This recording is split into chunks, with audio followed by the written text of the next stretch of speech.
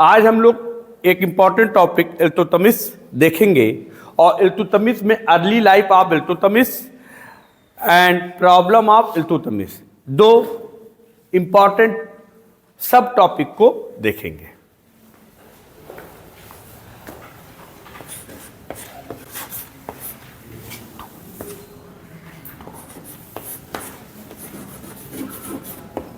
इल्तुतमिश, ठीक है, और अर्ली लाइफ,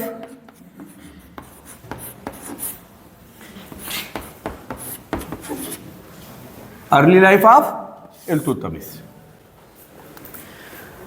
देखिए, जहां तक इल्तुतमिश के अर्ली लाइफ का प्रश्न है तो इस संदर्भ में हम कह सकते हैं Iltutmish was the Ilbari tribes of Turk. Iltutmish जो था वह तुर्कों के इल्बारी जो जनजाति थी उससे रिलेटेड था, उससे बिलोंग करता था। और इसके जो पिता थे उनका नाम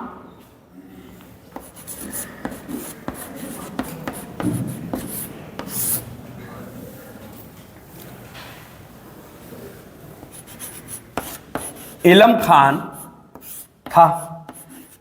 इलम खान जो थे वे इल्बारी ट्राइब्स के चीफ थे।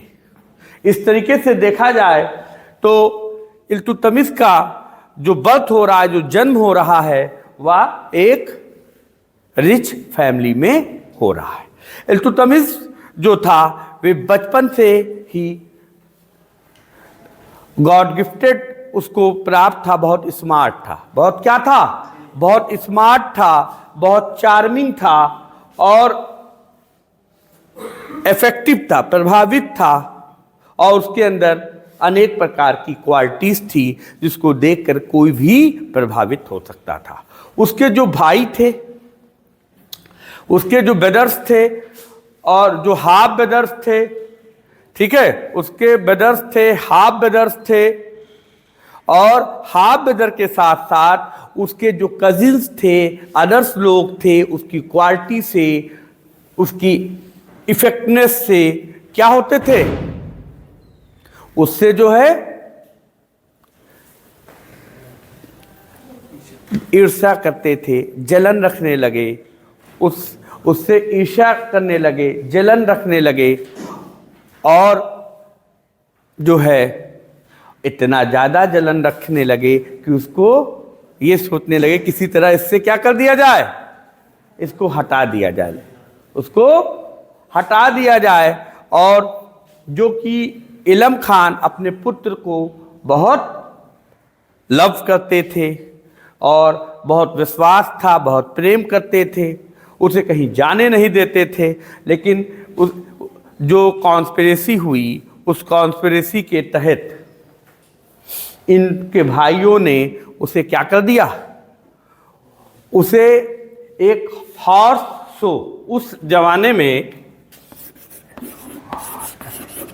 हॉर्स शो, घोड़े का खेल देखने के लिए, जिसमें घोड़े दौड़ा करते थे, वो देखने की अनुमति उसके पिता से प्राप्त कर ली और उसको ले जाकर फोर्सली क्या कर दिया? बलपूर्वक उसे जो है स्लेव, जो ट्रेडर्स थे, मर्चेंट थे, उनको बलपूर्वक बेच दिया। उनको क्या कर दिया? बलपूर्वक बेच दिया। और बुखारा के जो सदर जहां थे उनके रिश्तेदार को, बुखारा के सदर जहां के रिश्तेदार को, बुखारा के सदर जहां के रिश्तेदार को क्या कर दे रहे हैं? बेच दे रहे हैं। और बुखारा के लोग इसको की जो फैमिली थी, उन्होंने बहुत ही सम्मान के साथ इसकी परवरिश की। और इसके बाद जो है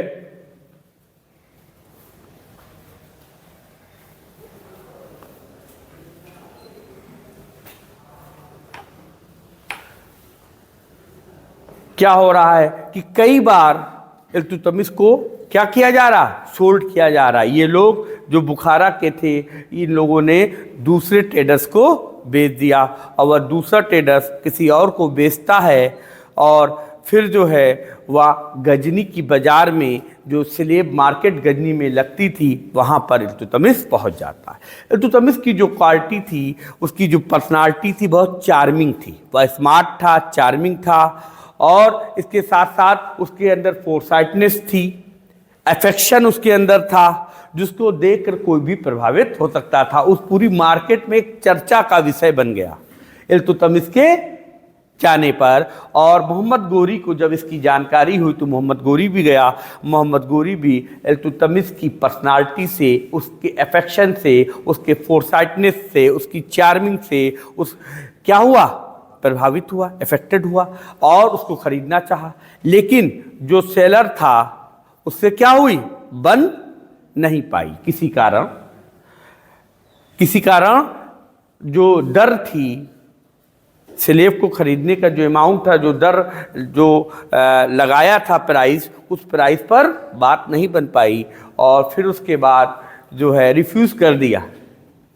स्लेब जो मर्चेंट था उसने जो है रिफ्यूज़ कर दिया। जब उसने रिफ्यूज़ कर दिया मोहम्मद गोरी की बात को, तो गोरी नाराज हो गया। उसने आदेश, ऑर्डर दिया। क्या दिया कि गजनी की मार्केट में अब ये सेलिंग नहीं कर पाएगा। इसके लिए क्या कर दी गई है, बैन कर दी गई। इसके लिए बैन कर दिया गया, प्रतिबंध लगा दिया गया।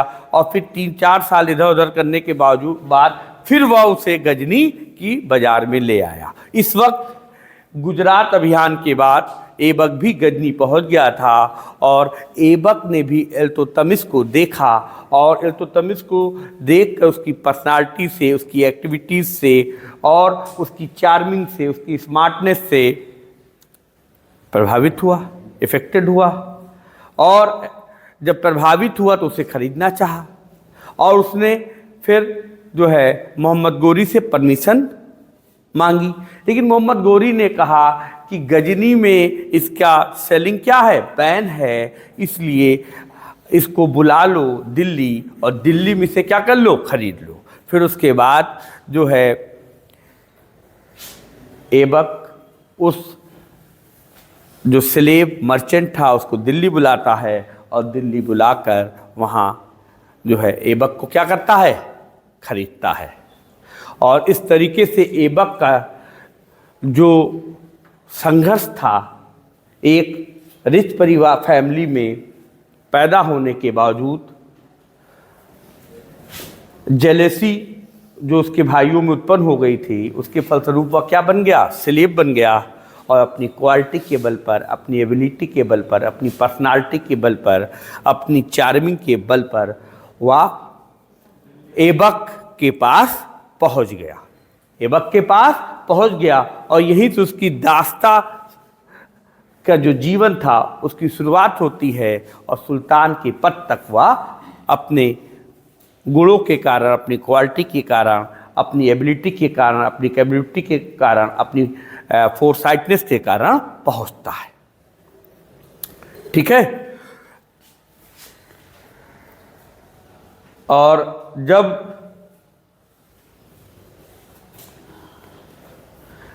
तो इस तरीके से जब ऐबक के पास इल्तुतमिश पहुंच जाता है, तो उसे सबसे पहले सर ए जानदार हेड ऑफ बॉडीगार्ड, सर ए जानदार हेड ऑफ बॉडीगार्ड, अंगरक्षकों का प्रमुख का पद दिया गया। ये जो सर ए जानदार का पद था, फिर भी यह एक बिग पोस्ट थी, और एक किसको दे दी जा रही है, एक स्लेव को, जो अभी अभी कहाँ से आ रहा है, मार्केट से आ रहा है। तो उसकी जो चार्मिंग थी, उसकी जो स्मार्टनेस थी, उसकी जो पर्सनालिटी थी, उसके अंदर जो इंटेलेक्चुअल लुक्स था, ठीक है, और इसके साथ साथ वेल एजुकेटेड हुआ था, इन सभी से प्रभावित होकर ऐबक ने ऐसा जो है इल्तुतमिश के लिए किया था। तो उसको कौन सा पद दिया गया, सर जहांदार का। ये इंपॉर्टेंट चीज़ें है। और इसके बाद उसके लाउडेबल क्वालिटीज से, लाउडेबल जो उसकी क्वालिटीज थी इल्तुतमिश के अंदर, प्रशंसनीय गुण जो थे, उनके फलस्वरूप उसका क्या हो रहा है, प्रमोशन भी ऐबक लगातार कंटिन्यू करता है और जल्द ही उसे अमीर शिकार की पोस्ट पे अपॉइंट किया गया। ये जो अमीर शिकार थे, ये कौन था? शिकार का प्रमुख था, शिकार का प्रमुख हुआ करता था, ठीक है, शिकार का यह प्रमुख हुआ करता था। और इसके बाद जो है ग्वालियर की विजय में यह पार्टिसिपेट करता है और ग्वालियर की विजय के बाद ऐबक जो है इसको यहाँ का अमीर बना देता है। आगे चलकर यह यहाँ का ग्वालियर का इक़्तिदार हो जाता है और ग्वालियर के इक़्तिदार बनने के बाद जो है फिर वह बरन का इक़्तिदार बन जाता है। इक़्तिदार क्या था, कौन था? इक़्ता का जो मालिक हुआ करता था, जो गवर्न करता था, उसे इक़्तिदार कहा जाता था। और इक़्ता क्या है ये मैंने पहले भी बता दिया है कि इल्तुतमिश ने पूरे एम्पायर को कई पार्ट में बांट दिया था, अर्थात इक़्ताओं में बांट दिया था, और जो लोग यहाँ पर व्यवस्था एडमिनिस्ट्रेशन को देखते थे उन्हें इक़्तिदार वली कहा जाता था, ठीक है, या मुक्ता भी कहा जाता था। इसके साथ साथ जो है जब उसे बरन का जो है इक़्तिदार बना दिया गया, सूबेदार बना दिया गया, और तो उसने वहाँ पर इफ़िशिएंट रूलिंग की और उसका जो परफॉर्मेंस था बहुत बेस्ट था। उसने बहुत ही कारकुशलता के साथ बेहतर तरीके से वहाँ परफॉर्मेंस किया। उससे इल्तुतमिश और अधिक प्रभावित हो गया और उसने तुरंत आगे चलकर उसे बदायूं का इक़्तिदार बना दिया, बदायूं का इक़्तिदार बना दिया। और एक बड़े हिस्टोरियंस हैं रावर्टी एक बड़े हिस्टोरियंस हैं जो इल्तुतमिश के संदर्भ में लिखते हैं कि रावर्टी पॉइंट आउट करते हैं, उल्लेख करते हैं, क्या उल्लेख करते हैं? उल्लेख करते हैं it was highest in the Delhi kingdom. ये जो पोस्ट थी, कहाँ की पोस्ट थी? ये जो बदायूं की पोस्ट थी इक़्तिदार की, ये पूरे दिल्ली साम्राज्य में सबसे हाईएस्ट उच्च थी और ये योग व्यक्ति को उसकी वर्ल्डनेस पर, योग्यता पर दी जाती थी, ठीक है। और इस तरीके से हम देखते हैं कि वह एक स्लेव के रूप में अपना जीवन शुरू करके जल्द ही दिल्ली सल्तनत की सबसे महत्वपूर्ण और स्ट्रॉन्ग इक़्तिदार, बदायूं का इक़्तिदार बन जाता है। और आगे चलकर जो है मुइजुद्दीन मोहम्मद गोरी जब गजनी से खोखड़ों के विरुद्ध अगेंस्ट मार्च करता है, अभियान करता है, तो आदेश देता है ऐबक को भी। ऐबक खुद भी जाता है और इल्तुतमिश को भी ले जाता है और वहाँ पर खोखड़ों को पराजित करने में इल्तुतमिश महत्वपूर्ण भूमिका निभाता है, इम्पॉर्टेंट रोल अदा करता है। अपने ब्रेवनेस के बल पर, अपनी फोरसाइटनेस के बल पर जो है वह खोखड़ों को, खोखर जो थे उनको सिंधु नदी में ढकेल देता है, उनको डिफीट करता है। तो उसकी ब्रेवनेस से जो है मुइजुद्दीन गोरी क्या होता है, बहुत प्रभावित होता है। और इस तरीके से जो इल्तुतमिश डिस्प्ले करता है, जो अपना रोल अदा करता है, रिमार्केबल करेज और जेल, साहस के साथ, उत्साह के साथ उल्लेखनीय जो रोल अदा करता है। और इस तरीके से ये जो हीरोइक परफॉर्मेंस, कैसा परफॉर्मेंस करता है, हीरोइक परफॉर्मेंस अदा करता है, इससे मोहम्मद गोरी बहुत प्रभावित होता है और मोहम्मद गोरी ऐबक को ऑर्डर देता है। क्या ऑर्डर देता है?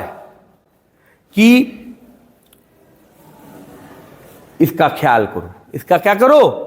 ख्याल करो। इल्तुतमिश का ये फीचर में बहुत आगे जाएगा और इसको दास्ता से मुक्ति दे दो, दास्ता से मुक्ति दे दो, मैनुमेशन का आदेश देता है। कैसा ऑर्डर देता है? मैनुमेशन का आदेश देता है, दास्ता से मुक्ति का आदेश देता है। दास्ता से मुक्ति, फ्री टू स्लेवनेस, फ्री टू स्लेवनेस या फ्री टू स्लेवरी, दास्ता से मुक्ति का आदेश देता है। और यह बहुत क्या था?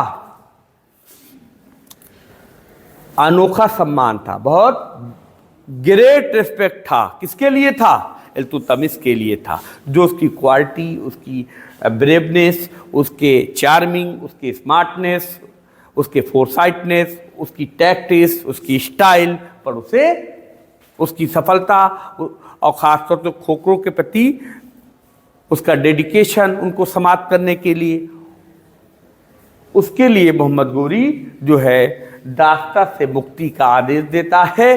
खास बात ये है, स्पेशल जो मैटर ये है कि मोहम्मद गोरी के सबसे 3 चीफ कमांडर थे, यल्दूज, कुबाचा और ऐबक। यल्दूज, कुबाचा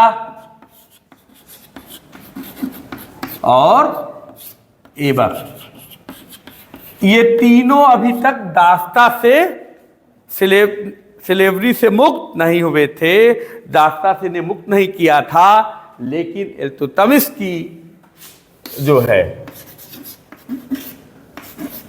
इल्तुतमिश की क्वालिटी से, उसके ब्रेवनेस से, उसके टैक्टिक्स से, उसकी सफलता से मोहम्मद गोरी इतना प्रभावित हुआ कि आदेश दे दिया उसे जो है दास्ता से मुक्त कर दिया गया। तो इल्तुतमिश को गुलाम का गुलाम कहा जाता है। इल्तुतमिश किसका गुलाम था? इल्तुतमिश ऐबक का गुलाम था और ऐबक मोहम्मद गोरी का गुलाम था। इसलिए इल्तुतमिश को गुलामों का गुलाम, स्लेव ऑफ स्लेव, गुलामों का गुलाम कहा जाता था। तो ये आप समझिए कि इल्तुतमिश में क्या क्वालिटी रही होगी कि उसकी क्वालिटी से प्रभावित होकर 3 इंपॉर्टेंट लोगों को छोड़कर उसको दास्ता से मुक्ति मिल गई। तो ये उसके लिए जो था बहुत यूनिक ऑनर था। किसके लिए? ये इल्तुतमिश के लिए बहुत यूनिक ऑनर था, सम्मान था।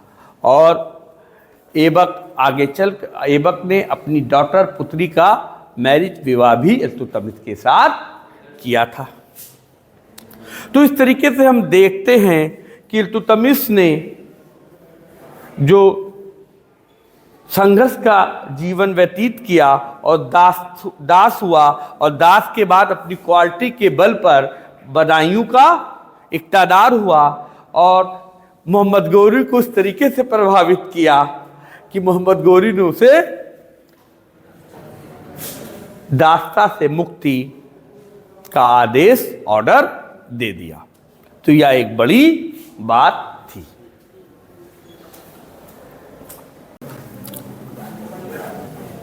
हम लोगों ने जो अर्ली लाइफ ऑफ इल्तुतमिश देखा था, इसके आगे प्रॉब्लम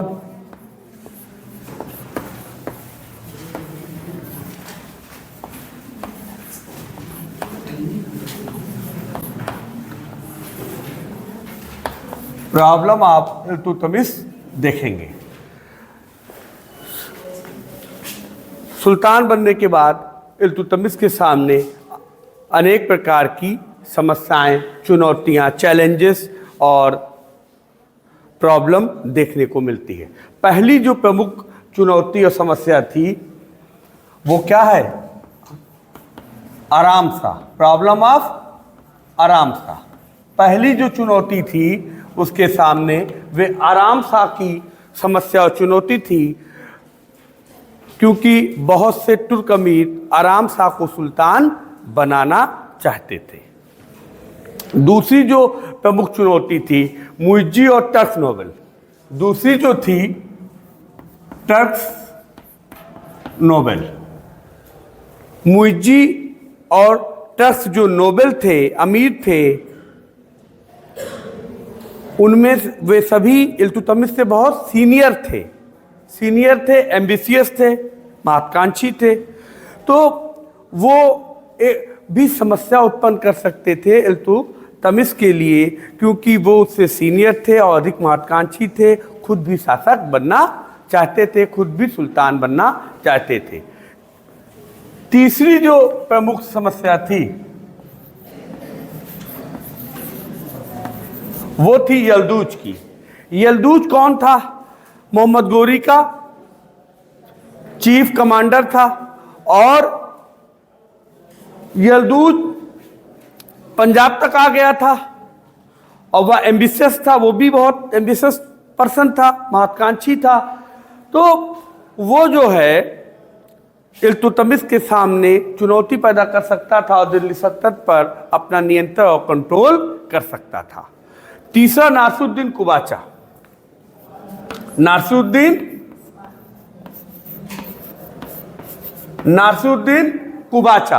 नासिरुद्दीन जो कुबाचा थे वह भी मोहम्मद गोरी के सीनियर कमांडर थे और इल्तुतमिश के बहुत सीनियर थे, ऐबक के से सीनियर थे और ये भी महत्वाकांक्षी थे। मुल्तान पर और उस पर इनका कंट्रोल था, नियंत्रण था। इनसे भी उसको डर था कि कहीं इनकी भी महत्वाकांक्षा, एम्बिशियस जाग न जाए और दिल्ली सल्तनत पर ही अपना नियंत्रण और कंट्रोल न कर लें। जरूरी था यल्दौज और कुबाचा की समस्या का समाधान करना और दिल्ली सल्तनत को स्वतंत्र अस्तित्व प्रदान करना। नेक्स्ट जो प्रॉब्लम थी वो अली मर्दान। नेक्स्ट क्या थी? अली मर्दान जो थे, अली मर्दान बंगाल में थे और बंगाल अक्सर दिल्ली सल्तनत से अपने आप को स्वतंत्र करने की फिराक में रहता था, अपने आप को स्वतंत्र करना चाहता था। तो अली मर्दान पर और बंगाल पर कंट्रोल करना भी उसके लिए एक बिग चैलेंज था। उसके बाद राजपूत।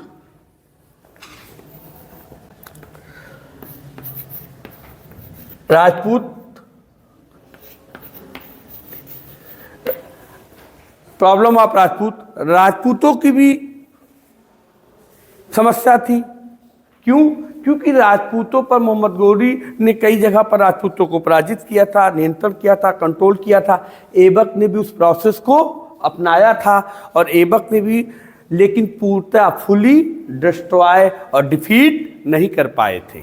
राजपूत भी हमेशा ये चाह रहे थे इल्तुतमिश का जो राज्यारोहण हुआ, एक्सेशन हुआ, उससे खुश नहीं थे, जिसमें आपके जालौर हैं, रणथंभौर हैं, ग्वालियर हैं, ये सब राजपूत शासक खुश नहीं थे क्योंकि वो अपने को इंडिपेंडेंट करना चाहते थे और इल्तुतमिश के रहने से उनको प्रॉब्लम हो सकती थी। तो ये भी एक बड़ी समस्या इल्तुतमिश के सामने हमें देखने को मिलती है।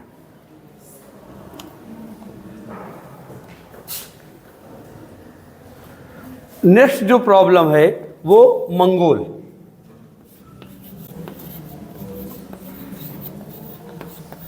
प्रॉब्लम ऑफ मंगोलों की भी समस्या का सामना इल्तुतमिश को करना पड़ा। क्यों? क्योंकि ये जो मंगोल थे चंगेज खां के लीडरशिप में सेंट्रल एशिया में विक्ट्री हासिल कर रहे थे, जीत हासिल कर रहे थे और सिंधु नदी के उत्तर पश्चिम जो सीमा है, नॉर्थ वेस्ट फ्रंटियर, वहाँ तक पहुँच रहे थे। तो महत्वाकांक्षी थे, एम्बिशियस थे, पावरफुल थे चंगेज खां। तो चंगेज खां भी एक एम्बिशियस रूलर था, तो इल्तुतमिश को इस बात का डर था कि कहीं चंगेज खां नाराज ना हो जाए और दिल्ली सल्तनत पर अटैक कर सकता है। तो मंगोलों की भी समस्या, प्रॉब्लम, चैलेंज जो है इल्तुतमिश के सामने मौजूद था। फिर जो नेक्स्ट पॉइंट है वे जो है ख्वारिज़म शाह, प्रॉब्लम ऑफ ख्वारिज़म शाह।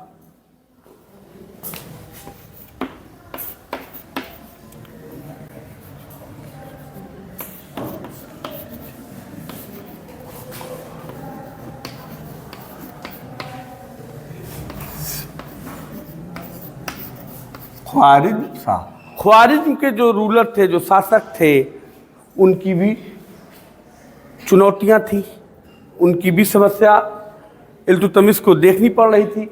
क्यों? क्योंकि ख्वारिज़म के शाह, जब मंगोल चंगेज खान ने ख्वारिज़म के शाह पे अटैक किया तो ख्वारिज़म के शाह और उसके पुत्र मंगबरनी, खासतौर से उसका जो एक पुत्र था मंगबरनी, वो कहाँ आ गया? North west frontier, Sindhu river के नियर, करीब आ गया। और उसके करीब आने से दो प्रकार की समस्या उत्पन्न हो गई। एक ख्वारिज़म के शाह को की समस्या, अगर ख्वारिज़म के शाह को हटाएंगे नहीं, पराजित नहीं करेंगे, तो वो मंगबरनी की समस्या, ठीक है, मंगबरनी की समस्या कि मंगबरनी को दिल्ली सल्तनत से अलग किया जाए, वहाँ से भगाया जाए। दूसरा, अगर मंगबरनी का साथ देते हैं तो मंगोल नाराज हो जाते हैं।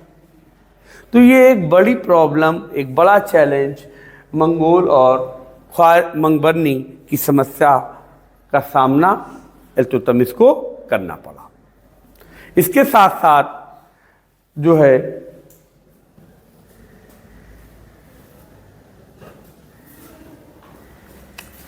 जो इन्फेंट टर्की, इन्फेंट दिल्ली सल्तनत था, ठीक है, उस इन्फेंट दिल्ली सल्तनत को एक स्ट्रॉन्ग फॉर्म देना जरूरी था। वहाँ पर ऐबक ने, देखिए मोहम्मद गोरी के बाद ऐबक ने कुछ प्रॉब्लम थी उनका फुली सॉल्यूशन नहीं किया था, कंट्रोल किया था। एक स्थायी एडमिनिस्ट्रेशन सिस्टम इस्टेब्लिश नहीं हो पाया था, ना ही एक जो है स्टेबल जो है आर्मी इस्टेब्लिश हो पाई थी। और ऐबक के द्वारा अनेक प्रकार इनकम्प्लीट वर्क जो था, इनकम्प्लीट वर्क, ऐबक ने बहुत से अधूरे काम, इनकम्प्लीट वर्क छोड़ा था, उसको भी पूरा इल्तुतमिश को ही करना था। तो ये लगभग 8 प्रकार की समस्याएं, प्रॉब्लम मुख्य रूप से इल्तुतमिश के सामने हमें देखने को मिलती है।